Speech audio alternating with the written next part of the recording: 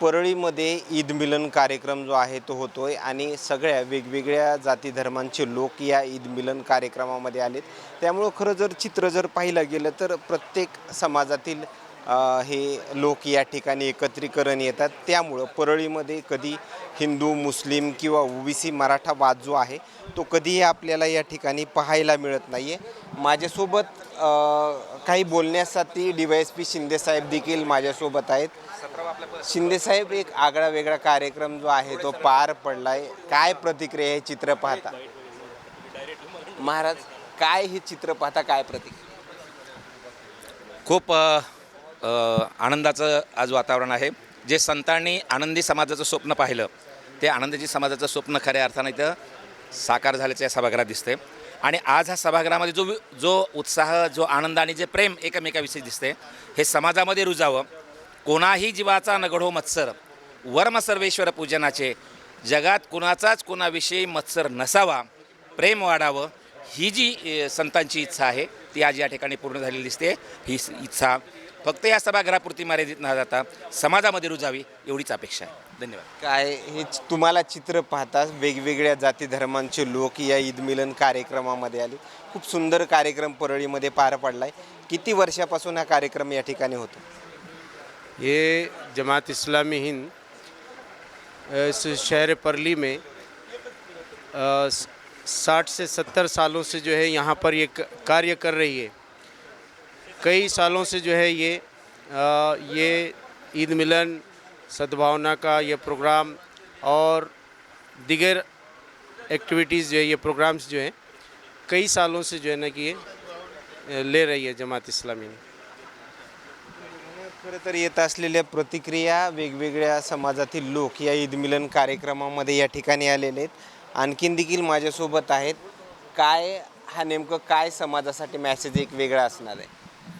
खरा जमात इस्लामी हिंद शहर परळीतर्फे रमजान ईद निमित्त सर्व धर्मीय बांधवांसाठी ईद मिलनाचा कार्यक्रम आपण आयोजित केला आणि त्याचा उद्देशच समाजामध्ये सद्भावना ऑलरेडी आहे, आणखी वृद्धिंगत व्हावी, ती आणखी वाढावी हा होता. आणि या कार्यक्रमाला सर्व 18 पगड जाती धर्माच्या बांधवांनी उत्स्फूर्त असा प्रतिसाद दिला. सर्व धर्मीय बांधव मोठ्या संख्येने उपस्थित राहिले. खरं ही सारी मानवजात या धर्तीवरची एकाच मायबापाची संतती आहे, हा कुराणाचा महान संदेश आहे. पैगंबरांनी कुणा गोऱ्याला कुणा काळ्यावर, कुणा अरबाला कुणी अरबेतरावर तिळमात्र श्रेष्ठत्व नाही, सगळे बंधू भगिनी आहेत हेच सांगितलं.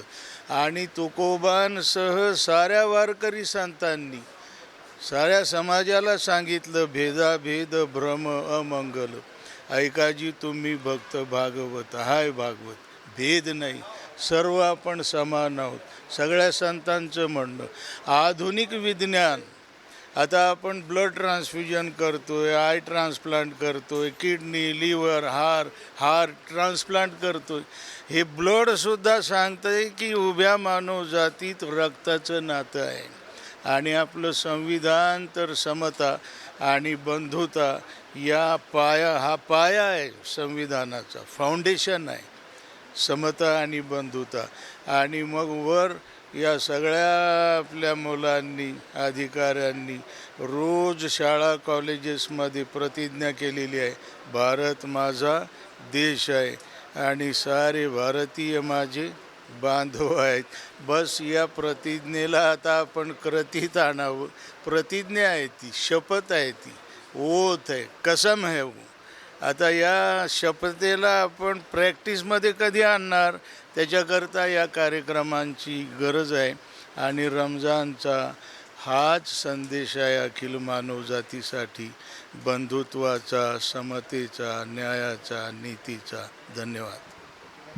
तर याच येत असलेल्या प्रतिक्रिया मात्र परळीमध्ये सगळे समाज बांधव जे आहेत ते वेगवेगळ्या जाती धर्माचे या ईद मिलन कार्यक्रमामध्ये एकत्रीकरण आलेत आणि हाच मॅसेज जो आहे तो परळीकरांमध्ये आपल्याला सातत्यानं पाहायला मिळतो. त्यामुळं कधीही एक वेगळी जसं की हिंदू मुस्लिम दंगल परळीमध्ये पाहायला मिळत नाही आहे. कुठेही वादविवादाच्या घटना ज्या आहेत ते परळीमध्ये पाहायला मिळत नाहीत. ओबीसी मराठा वाद असेल तो परळीमध्ये पाहायला मिळत नाही. एक वेगवेगळ्या चांगल्या विचाराचे लोक परळीमध्ये आहेत. त्यामुळं असा कुठलाही चुकीचा प्रकार जो आहे तो परळीमध्ये होत नाहीत आणि आलेल्या प्रतिक्रिया मात्र काय सांगून जातात हे नक्की समजलं असेल. मात्र परळी नेमकी कशी आहे हे या ईद मिलन कार्यक्रमामध्ये आपल्याला पाहायला मिळालं आहे. कॅमेरामॅन उमाकांत फडसोबत सचिन मुंडे, सूरज मीडिया, बीड, परळी.